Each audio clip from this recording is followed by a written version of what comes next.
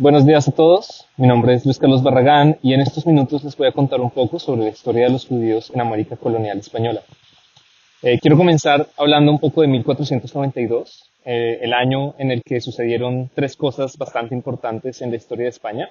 La primera es la llegada de Colón a América, la segunda es la conquista del Reino de Granada y la tercera es el Edicto de Granada, con el que se expulsan a los judíos de España. Entonces ese es el año fundamental con el que todo comienza.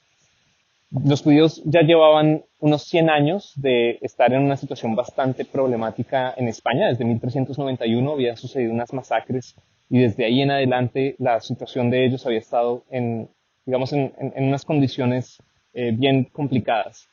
Y en realidad esto empeoró y empeoró y empeoró hasta que en 1480 los reyes católicos trajeron la Inquisición para intentar, especialmente con las personas que se habían convertido a la fuerza, hubo ciertos momentos en los que intentaron convertir a estos judíos a la fuerza, buscar quiénes eran judíos en secreto, por ejemplo. Entonces la población se divide, ¿no? Hay judíos y judío-conversos. Los judíos viven en unas condiciones bastante mal en España, en unos barrios encerrados, tienen que andar con unas marcas y no pueden ejercer muchos trabajos, viven muy mal.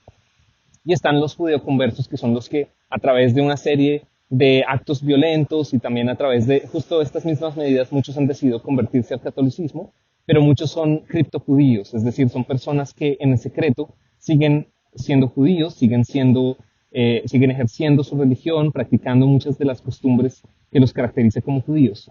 Entonces ahí es cuando entra la Inquisición.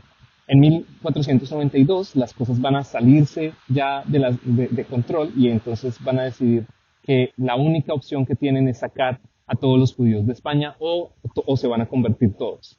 Entonces ese es el año en el que los españoles llegan a América, por supuesto.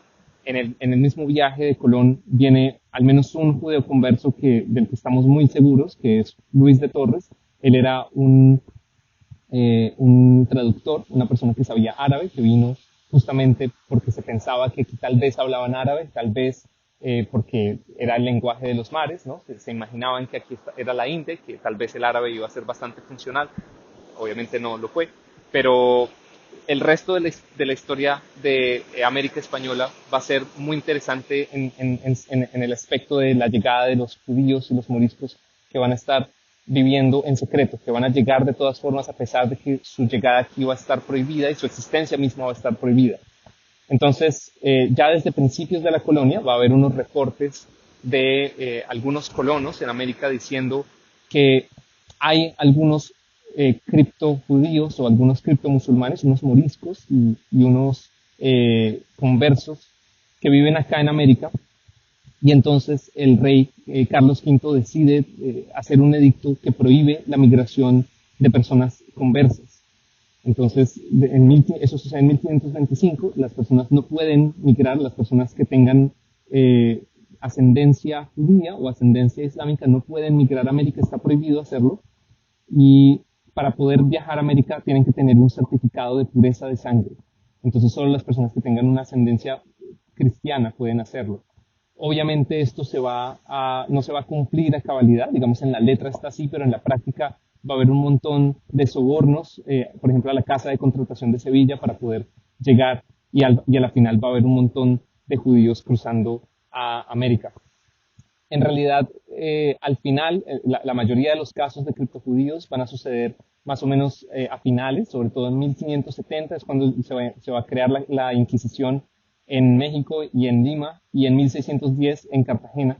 Y la mayoría de los casos, curiosamente, son de comerciantes portugueses. Entonces, ¿por qué la mayoría de esos casos no son de personas de ascendencia española? ¿Por qué casi todos estos casos son de judíos? Por ejemplo, la mayoría de los casos de criptojudíos procesados por la Inquisición en Cartagena, desde 1610 hasta el final de la Inquisición, son como 61 casos.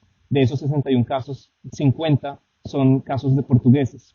Y la razón es porque en 1492 la mayoría de las personas migraron a Portugal, son como unos 100.000 personas migraron a Portugal, y estando en Portugal, en el periodo de Manuel I, fueron forzados a convertirse al catolicismo.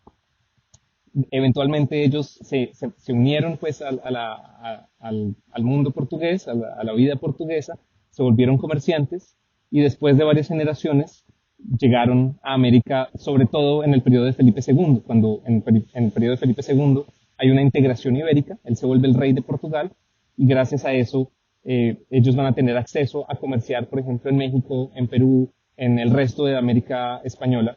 Y así es como van a aparecer un montón de casos de portugueses que terminaron en la Inquisición mexicana, en la Inquisición de Perú y en la Inquisición de Cartagena. Eso es todo. Espero que les haya interesado y si quieren saber más, por supuesto, sigan viendo los cursos de Ilustre, donde hay mucha más información.